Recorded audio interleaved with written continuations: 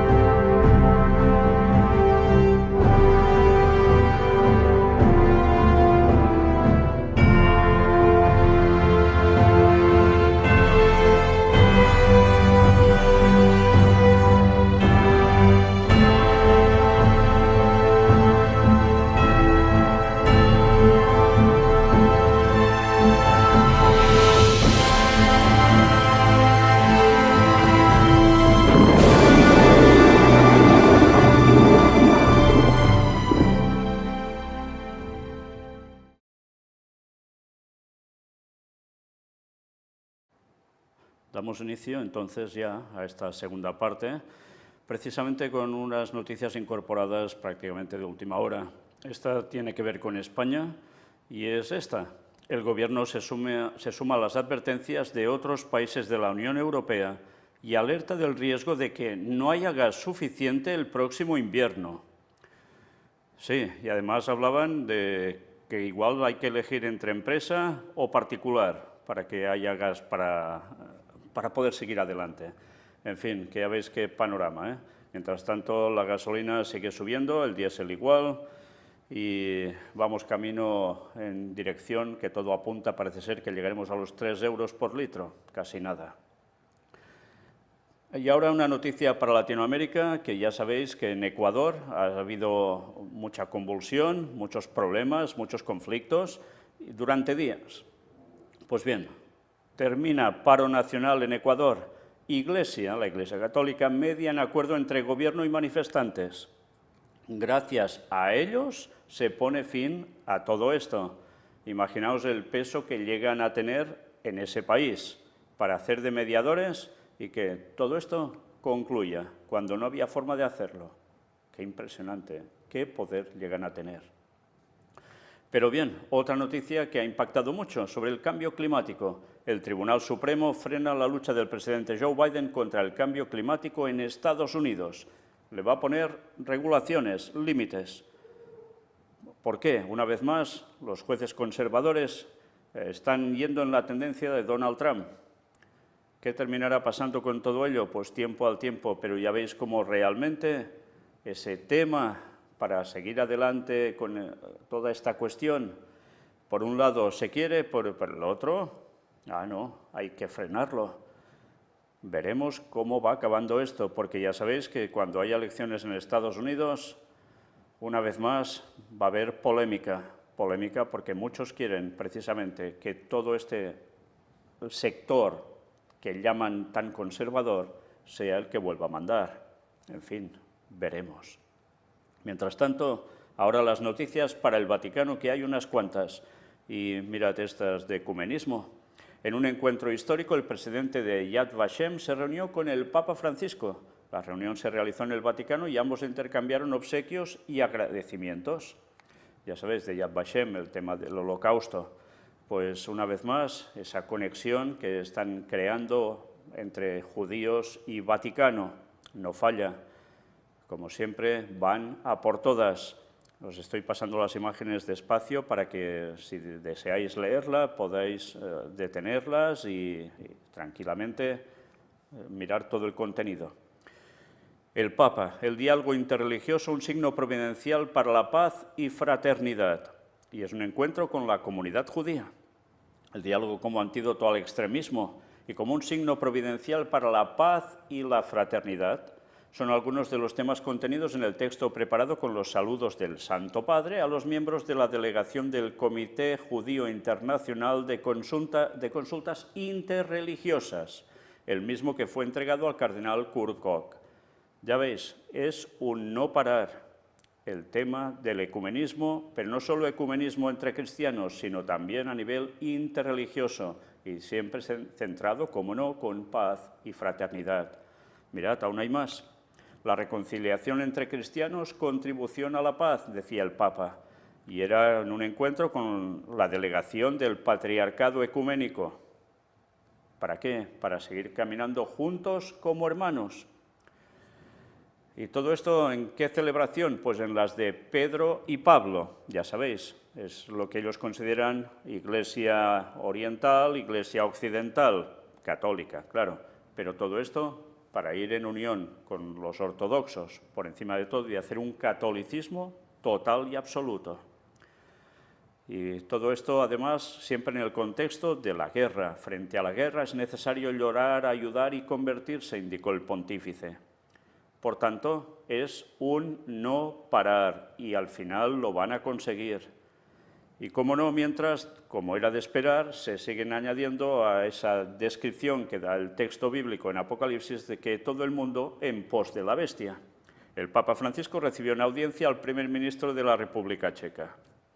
En las conversaciones entre el Papa y el primer ministro, Petr Fiala, se habló de las buenas relaciones bilaterales existentes entre la Santa Sede y el país, de la guerra en Ucrania, la situación humanitaria y acogida de los refugiados. Sí, es que lo mueven todo en todas partes y en todas partes se supeditan. Y los que no, ya sabéis lo que les pasa, que se lo digan a Rusia y que se lo digan a China próximamente. Von der Leyen en el Vaticano, no a la contaminación, mejoremos la vida de la gente. Pues sí, la presidenta de la Comisión Europea va precisamente a decir esto allí. La presidenta de la Comisión Europea, presente en Roma para el primer festival sobre la nueva Bauhaus europea, abrió los trabajos en la Casina Pío IV de la conferencia Reconstruir el futuro para las personas y el planeta, organizada por la Pontificia Academia de las Ciencias y Bauhaus Heart. El Papa tiene razón, los seres humanos no están hechos para estar sumergidos en el cemento. Es impresionante, ¿eh? Cómo la Unión Europea, verdaderamente generada por el Vaticano y con sociedades secretas, dada su fruto tarde o temprano, y lo está dando desde hace años, y ahora ya veis qué forma totalmente de postrarse ante el papado. No falla, tienen que conseguir lo que han buscado durante tanto tiempo, y lo van a conseguir por un breve tiempo, pero ya sabéis, cuando parezca que todo está tan unido, Europa, me refiero, nada de nada. Pero durante un tiempo conseguirán el poder. Y ahora un viaje pospuesto. Por petición de los médicos, el Papa pospone su viaje a África. Parecía que llevaba 2 días, que ya podía andar solo con un bastón, ya no iba en silla de ruedas, pero de repente otra vez el dolor ha apretado y ahora ese viaje no lo suspende, pero sí lo pospone. Es el viaje al Congo y a Sudán del Sur, que estaba previsto para principios de julio. Y esto, evidentemente, ya sabéis que ha llevado a hablar a muchos de este Papa ya está acabado, va a haber un cambio, en fin, algo más veremos de aquí un momento. Pero mientras, no proselitismo, sigue con lo mismo. El Papa Francisco a misioneros, el apóstol de Jesucristo, no hace proselitismo. Vaya, pues así está diciendo que los 12 apóstoles de Jesús y bueno, los discípulos y el resto que también formaban parte de toda la comunión con ellos para ir y predicar el Evangelio a todo el mundo, resulta que estaban haciendo el mono, el tonto, porque no, el apóstol de Jesucristo no hace proselitismo, dice él. O sea, anticristo absoluto, absoluto. Qué triste. Ah, eso sí, solo hay que ayudar y hacerse el bueno y a partir de allí, bueno, ya les irá cambiando el concepto sobre el catolicismo y así podrán tener ecumenismo en oración y fraternidad. Como siempre, da pena y que tantos católicos se traguen eso por no estudiar la palabra de Dios directamente. Y aún hay más, el cristianismo, un proyecto de vida capaz de llenar el corazón. El Santo Padre recibió en la mañana de este sábado 18 de junio a los participantes en la Syro Malabar Youth Leaders Conference. En cada peregrinación es, ante todo, al Señor Jesús que buscamos, Él que es el camino, la verdad y la vida. Y dice, la Iglesia crece no por proselitismo, sino por testimonio. Ustedes son los jóvenes de la diáspora Syro-Malabar. El apóstol Tomás llegó a la costa occidental de la India, sembró el Evangelio y brotaron las primeras comunidades cristianas. Según la tradición, este año se celebra el 1950 aniversario del martirio de Tomás, que selló así su amistad con Jesús, a quien había dicho, Señor mío y Dios mío. La Iglesia es apostólica, porque está fundada en el testimonio de los apóstoles y crece continuamente, no por proselitismo, sino por testimonio.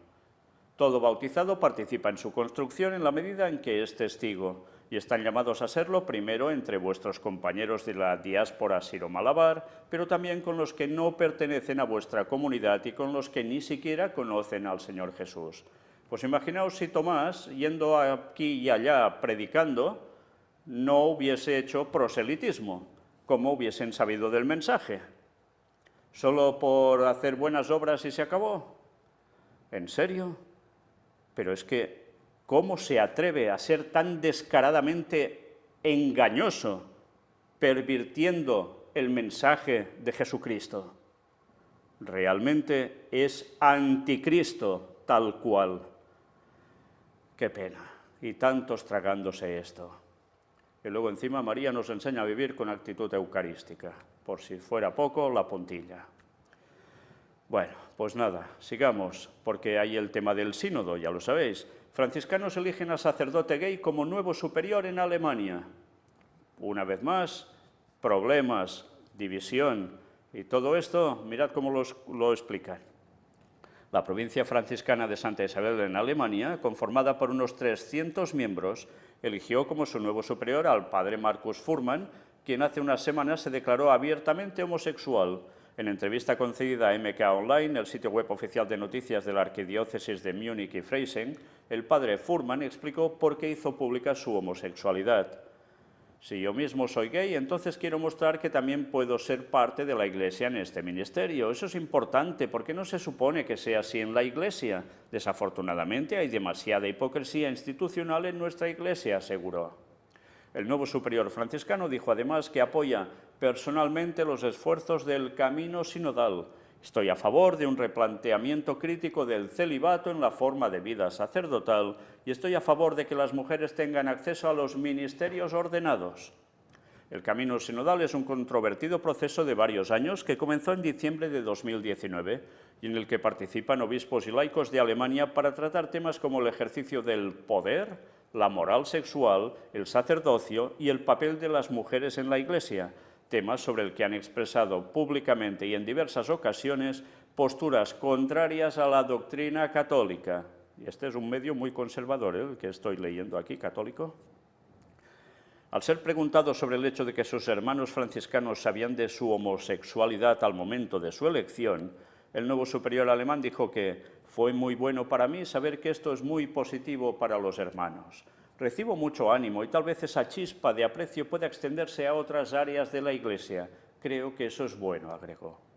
Pues ya veis, cisma preparándose en Alemania. Bueno, pues veremos qué termina aconteciendo. Y ya veis alrededor de qué temas. Una modernización de la Iglesia Católica es lo que se exige. Pues no están todos de acuerdo, con lo cual, problemas. Pero más cosas. Sacerdote alerta de sesgo ideológico frente al sínodo de la sinodalidad. El padre Francisco Javier Pachi Bronchalo, sacerdote de la diócesis española de Getafe, alertó sobre el sesgo ideológico contrario al magisterio de la Iglesia Católica que algunos parecen querer imponer en el sínodo de la sinodalidad. En su cuenta de Twitter, el padre Bronchalo respondió a un artículo del director de la revista Vida Nueva, José Beltrán, que critica al obispo de Getafe, Monseñor Ginés García, y lo acusa de tener un autoritarismo endémico.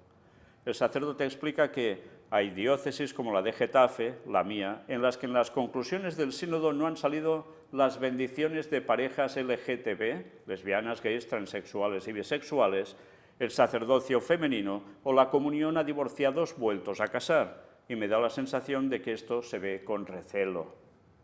A mí esto me parece que hay un cierto rodillo ideológico en torno al sínodo. Se elogia las diócesis en las que se proponen cosas que rompan con el magisterio de la Iglesia y se mira con sospecha a otras en las que eso no aparece, como señalando que eso no puede ser, prosigue el sacerdote. Aunque no menciona las diócesis españolas en donde se han hecho propuestas contrarias al magisterio de la Iglesia, lo dicho por el padre Bronchalo apunta a pedidos de archidiócesis históricas como las de Barcelona y Zaragoza, en donde se planteó la abolición del celibato y la ordenación de mujeres sacerdotes. Para el cardenal Juan José Omella, presidente de la Conferencia Episcopal Española, ambos pedidos son solo propuestas que no se han presentado ni al Vaticano ni al Papa. Finalmente, a la Conferencia Episcopal Española, aunque reconoció fueron propuestas presentadas por un número reducido de grupos o personas, decidió incorporar estas polémicas recomendaciones en su síntesis sobre la Iglesia Católica en España, que será llevada al Vaticano para la siguiente fase del Sínodo de la Sinodalidad, que concluirá en octubre de 2023. Aunque se trata de cuestiones suscitadas solo en algunas diócesis y en ellas por un número reducido de grupos o personas, vemos conveniente incorporar a esta síntesis, por su relevancia en el imprescindible diálogo eclesial y con nuestros conciudadanos, la petición que formulan acerca de la necesidad de discernir con mayor profundidad la cuestión relativa al celibato opcional en el caso de los presbíteros y a la ordenación de casados, en menor medida. Ha surgido igualmente el tema de la ordenación de las mujeres, indica la síntesis. En cualquier caso, en relación con estos temas, se detecta una clara petición de que, como Iglesia, dialoguemos sobre ellos con el fin de permitir conocer mejor el magisterio respecto de los mismos y poder ofrecer una propuesta profética a nuestra sociedad, agrega el texto de la Iglesia en España. Ya veis, en España también la cuestión está candente. Parece ser que no es la mayoría, ni es en todas las diócesis, pero eso sí, el problema está y todo esto se va a transmitir al Vaticano en este sínodo de la sinodalidad para ser tratado. Ya veis la presión de Alemania, veis la situación en las partes importantes de España también, en fin, que ya veis qué situación está atravesando el catolicismo. ¿Os extraña que el Papa luego hable de que necesitan unidad, etcétera, etcétera? Bueno, pues para conseguir el ecumenismo más absoluto necesitan poner a todos en el mismo camino. ¿Por cuál se van a decantar? Pues pronto se verá. Dicho esto, vamos a la siguiente noticia. ¿Qué es eso? ¿Renuncia el Papa? ¿El Papa Francisco responde a quienes especulan con su renuncia? Pues, en definitiva, parece ser que todo seguirá igual, que él dice que de momento anda con bastón, pero que no va a parar. En fin, pero veremos qué termina pasando, porque claro, ahora no puede volver a andar, tiene que reposar de nuevo, no puede hacer esos viajecitos. ¿Qué seguirá a todo esto? Pues una vez más no lo sabemos, Dios dirá, pero lo que sí sabemos es que haya este o haya otro, seguirán con la agenda satánica contra el pueblo de Dios preparando el terreno a este mundo. Eso no fallará. Y una vez más, ecumenismo interreligioso, mirad si no. Trabajemos juntos como hermanos, estando atentos a los últimos. Y aquí veis una delegación budista de Tailandia en el Vaticano, a recibir a un grupo de monjes y laicos budistas junto a varios representantes de la Iglesia Católica en Tailandia. El Papa Francisco les habló del crecimiento del diálogo y de la colaboración entre ambas tradiciones religiosas. Buda y Jesús comprendieron la necesidad de superar el egoísmo que genera conflictos y la violencia. Y así, con todo su discurso, una vez más, buscando, como no, el ecumenismo interreligioso, para que todos sean hermanos, da igual lo que se crea, si es satánico o no, todos juntitos. Qué fuerte, ¿eh? Pues bien, aparcamos tema Vaticano y entramos en tema ovnis. La NASA establecerá un estudio independiente sobre fenómenos aéreos no identificados. Una vez más, vuelve la cuestión ovni. En fin, que tarde o temprano algo va a salir y algo se va a mostrar, ya lo sabéis. El jefe de Roscosmos asegura que los científicos rusos están investigando el fenómeno de los ovnis. Sí, también, ¿eh? También los rusos. Mirad, el director general de la Agencia Espacial Rusa, Roscosmos, Dmitry Rogozin, ha asegurado que los científicos de su país están investigando el fenómeno de los ovnis, según lo declaró durante una entrevista concedida este sábado al canal Rosilla 24. Si hablamos de hechos específicos de los llamados avistamientos de ovnis que podrían haber tenido lugar en la Tierra a lo largo de la historia de la humanidad, de los que habla la NASA, me gustaría decir que estos estudios se han realizado y se están realizando en nuestra Academia de Ciencias, entre otros. Los hechos se recopilan y se verifican, explicó. Asimismo, indicó que ha hablado con muchos pilotos que se encontraron con fenómenos desconocidos durante sus vuelos en la década de 1970 e incluso ha visto los dibujos que hicieron sobre los objetos voladores no identificados que afirmaban haber visto. En este sentido, señaló que el 99,9% de los casos estudiados fueron manifestaciones atmosféricas u otros fenómenos físicos que no están relacionados con las teorías de la vida extraterrestre. Pero admitimos que este tipo de fenómeno podría haber ocurrido, puntualizó. Por lo general, de lo que estamos hablando apareció durante un primer vuelo de prueba, continuó. Hablé con la NASA y allí también hay partidarios de que tal vez seamos objeto de observación externa. Me gustaría creer en eso, concluyó. Este jueves la NASA anunció que está formando un equipo independiente de investigadores para estudiar los fenómenos aéreos no identificados y que una vez concluya el informe se dará a conocer al público para que cualquiera pueda verlo y estudiarlo. Sí, la NASA, la sección de Rusia que también se dedica al tema aeroespacial, pues mira por dónde, todos centrándose en la cuestión OVNI. Muchas cosas descartadas, pero siempre hay esa parte que sí que puede ser. En fin, ¿cómo no va a quedar el mundo engañado cuando aparezca Satanás haciendo claramente algo de esto y haciéndose pasar por extraterrestres? Y profetizado está, ¿eh? Lo hizo antaño y volverá a hacerlo. ¿Que no os lo creéis? Mirad el tema del fenómeno OVNI que presentamos, lo vais a comprobar. Pero ahora alguna noticia más de un lado oscuro que desde luego es impactante. El homicidio de una niña de 3 años debido a una deuda con un trabajo de brujería conmociona a Portugal. La menor ingresó en un hospital con parada cardíaca en estado grave y los médicos no consiguieron salvarla. Le dieron una auténtica paliza porque era una deuda de trabajo de brujería. En fin, me ahorro ya los detalles, pero cómo está funcionando la cuestión satánica. Y atención también a esto, el príncipe Harry consulta todas sus decisiones con el espíritu de su madre. O sea, ¿quién? Diana Spencer, que ya está muerta, dicen, ¿no? Pues según el biógrafo de Diana, esto es así. Creo que la influencia de Diana ha durado más de lo que nadie pensaba, dice Andrew Morton. Vaya, espiritismo de lleno, ¿eh? ¿Os extraña? Bueno, no debería extrañarnos, porque ya sabemos que esta Casa Real, precisamente, si en algo está envuelta, es en cuestiones de sociedades secretas y también con Vaticano. Si no, mirad las fotografías de la Orden de Malta, donde aparece vestida así la propia reina de Inglaterra aún, ¿eh? Con lo cual, ¿es de extrañar que esto esté entre esas élites? No, porque sencillamente se han envuelto en eso durante años y años. Pero qué importante que personas de este rango, además, se manifieste que realmente están así, consultando con espíritus, teóricamente, en este caso, de la madre de Harry, Diana Spencer, que ya sabéis cómo dicen que acabó, ¿no? Pues mira por dónde. ¿Le hablará es el espíritu de su madre? Evidentemente no. Pero los demonios haciéndose pasar por el espíritu de su madre, sí. ¿Qué se puede esperar? ¿Una buena dirección? Seguro que no. Y bien, ya en la recta final, temas ahora de noticias para Israel.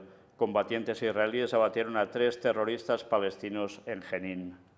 Y una noticia para el tercer templo de Jerusalén, que nos dice, sacerdotes recrean el servicio de Shavuot como primer paso para restablecer las operaciones del tercer templo.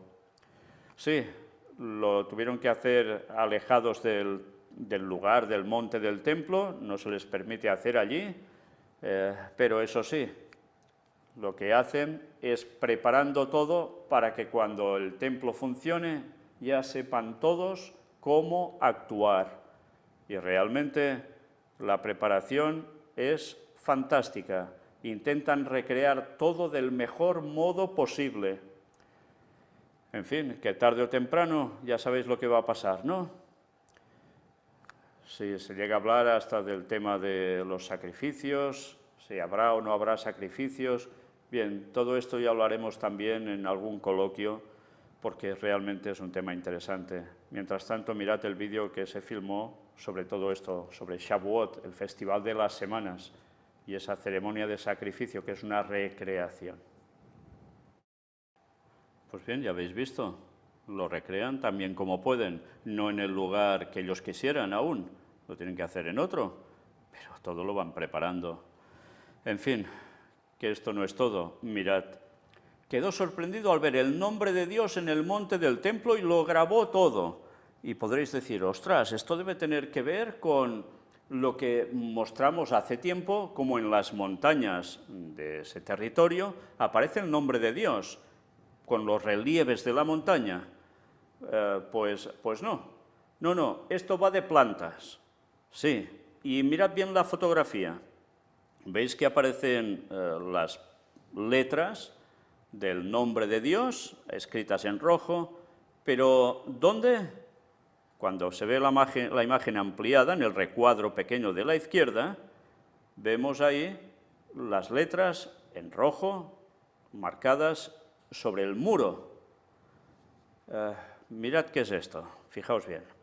Como muestra esta grabación, se ve una señal sorprendente en la pared lateral del monte del templo en Jerusalén. Las letras Yud, Hei y Vav casi han terminado de formarse, no están formadas del todo, ¿eh? Y otra letra, Hei, también está comenzando a formarse.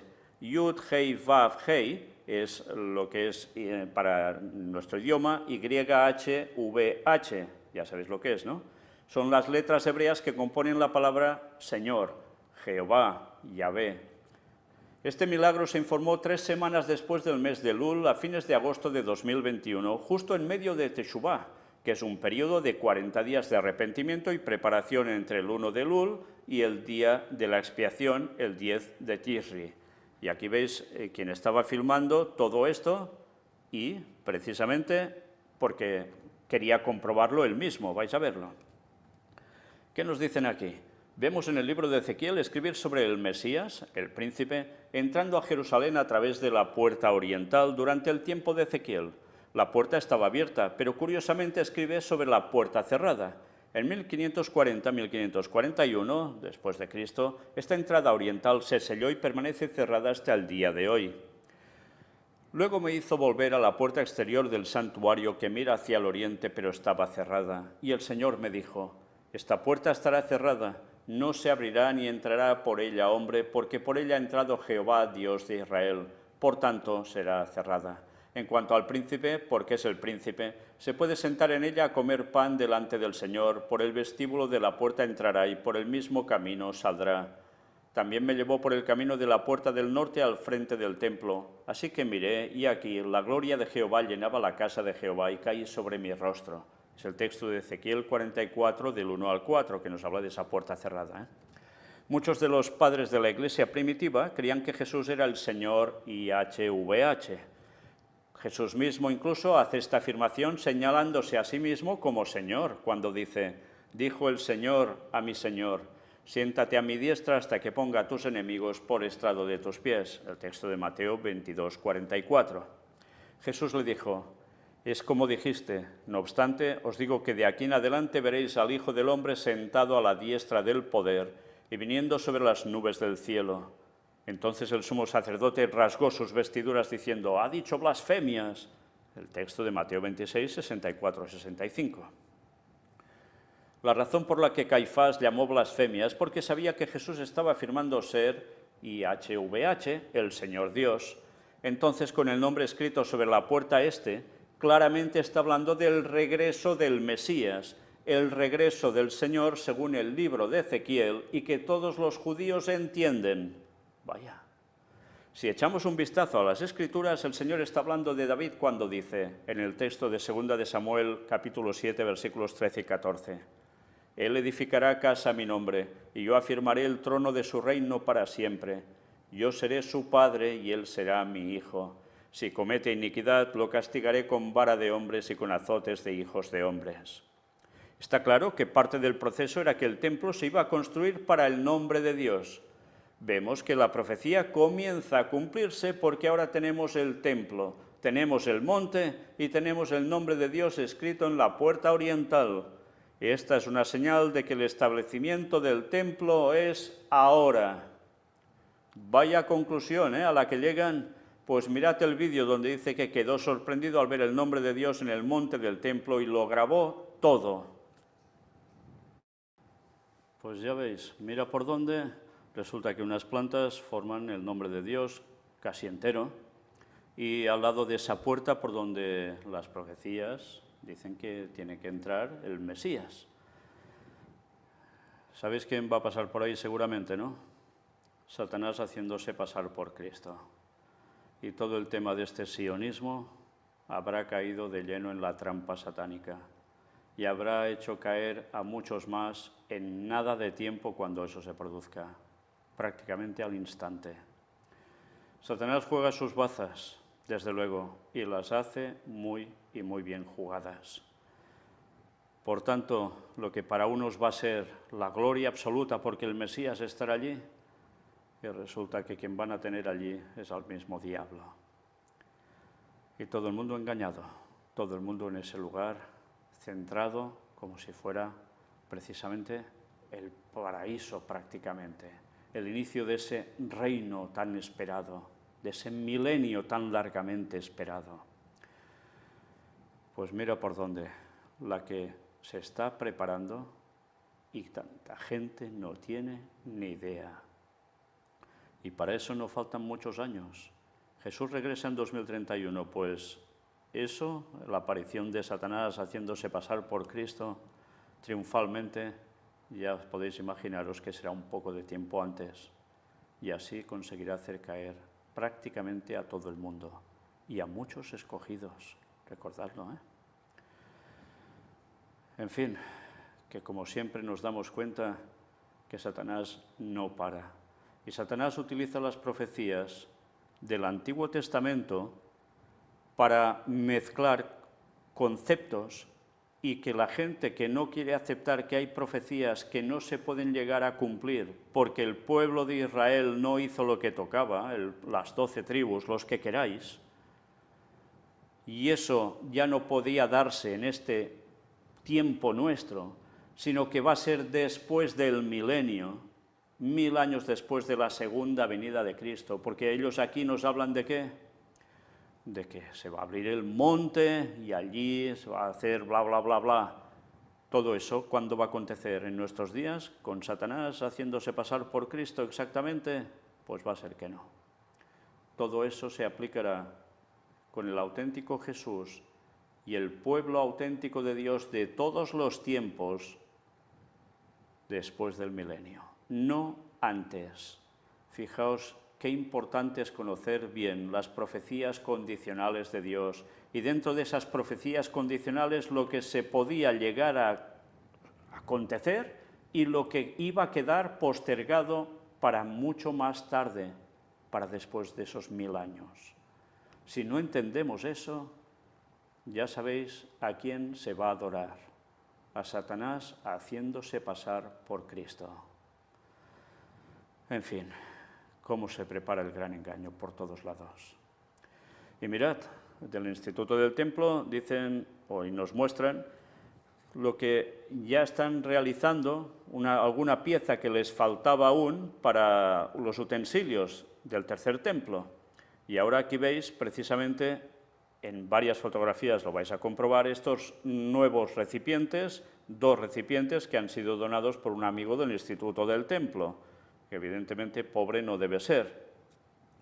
¿Y cómo lo han hecho todo? Pues mirad, es interesante.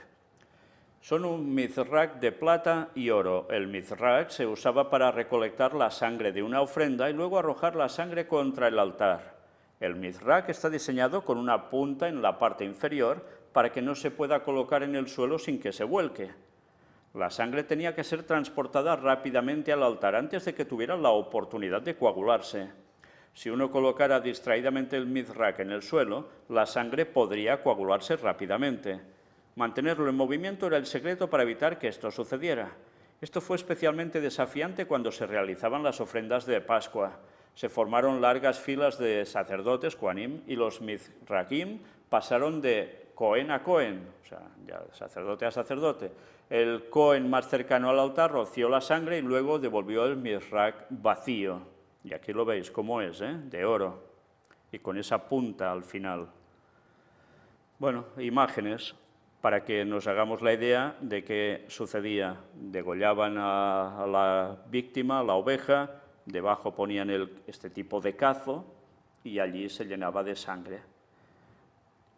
¿Qué hacían? Pues transportarlo hasta el lugar donde era arrojado, tal como nos describe. Cuando vemos esto, evidentemente, ¿a qué conclusión llegamos? Que cuando haya el tercer templo de Jerusalén, ¿van o no van a hacer sacrificios? Porque esto es para llevar sangre. ¿Lo van a hacer con agua? Evidentemente no. Y si hacen esto, ¿qué quiere decir? Que rechazan el sacrificio de Cristo. ¿Y la gente participará de esto? Una vez más, pisoteando el sacrificio de Cristo. Eso sí, a la que aparezca Satanás, le van a hacer caso absoluto en todo. Qué tremendo, ¿eh? Bueno, pues ya veis, lo bien trabajado que está, desde luego, es espléndido, ¿eh? Intentan hacerlo todo tan exactamente como creen que pudo haber sido antaño. Y todo esto no va a quedar de adorno, todo esto va a ser utilizado. En fin, nosotros concluimos aquí, viendo cómo se está preparando todo por todos lados, con una cita de Ellen White, extraída de Eventos de los Últimos Días, en la página 12. Y en este libro recopilatorio aparece esta cita de 1909 que nos dice: estamos en vísperas del tiempo de angustia y nos esperan dificultades apenas sospechadas. Y el tiempo de angustia, ya sabéis, sí, el mundo vivirá en un tiempo de angustia brutal, por supuesto, pero hay un tiempo de angustia especialmente dedicado al pueblo de Dios, al que va a ser fiel hasta el final. Y ese tiempo de angustia no va a ser nada agradable de pasar. Y todos aquellos que dicen, no, que antes habrá el rapto, y sí, el rapto, lo tenéis claro. Abducciones podría ser, ya sabéis, tipo ovni, tipo satánico, lo que queráis. Pero rapto auténtico que te lleve al cielo, nanay de la China, que no, que eso no va a pasar. En vísperas del tiempo de angustia, estamos muy cerca. El pueblo de Dios pasará por el tiempo de angustia. Muchos morirán antes, muchos morirán durante el tiempo de angustia. Pero luego llega el momento en que ya caen las plagas y los que quedan vivos en ese primer momento ya seguirán vivos hasta el retorno de Cristo, los 144.000 sellados vivos. Pero por tanto, no nos engañemos, nos esperan dificultades apenas sospechadas. Y desde luego con todo lo que estamos viendo, bueno, algo más de vislumbre tenemos nosotros ahora de lo que tenían los pioneros adventistas en su momento, porque estamos viendo esos avances de la ciencia a nivel militar, a nivel de absolutamente todo, y de cómo Satanás va a ir apretando con sus ángeles caídos a través de sus poderes en la tierra. Y me refiero a Vaticano, me refiero a protestantismo apóstata, me refiero a sociedades secretas, espiritismo. ¿Y de qué forma va a apretar? Pues como eso ya podemos empezar a verlo, sospechamos algo más de cómo serán esas dificultades, cómo serán, pero aún no nos hacemos a la idea, porque una cosa es olerte un poco por dónde va todo y la otra será vivirlo, y que aún será peor de lo que nos imaginamos. ¿Pero eso nos debe llevar a desfallecer? ¿Nos debe llevar a echarnos atrás? No. Nos debe llevar a acercarnos a Cristo, a entregarnos plenamente a Él, a hacer su obra hasta que no se pueda más, y en manos de Dios estamos. Y luego la salvación. Maranata 2031. Próximamente habrá una tercera parte dedicada prácticamente entera a esas profecías que conciernen a estos tiempos convulsos de guerra. Que Dios os bendiga.